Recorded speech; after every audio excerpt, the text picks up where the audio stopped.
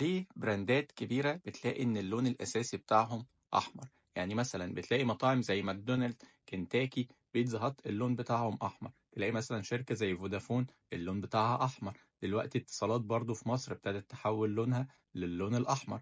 غير طبعا إن النادي الأهلي اللون بتاعه أحمر. تفتكر كل الحاجات دي صدفة؟ طبعا لأ. اللون الأحمر ليه تأثير قوي على الدماغ. ليه؟ لأن اللون الأحمر بيخليك دايما تحس إن أنت جعان. حاجة تانية، اللون الأحمر بيخليك تحس إن أنت عايز تشتري حاجة. وحاجة أخيرة ومهمة، إن اللون الأحمر أنت بتشوفه من على بعد. اللون الأحمر هو تقريبا هو أكتر لون ليه طول موجي. يعني إيه طول موجي؟ إن أنت تقدر تشوفه من على بعد. علشان كده بيستخدم في إشارات المرور، إن هو لازم الناس لما تشوفه تقف، لأن الأحمر بيتشاف من على مدى بعيد. علشان كده في ناس كتير بتستخدم اللون الأحمر للبراند بتاعها.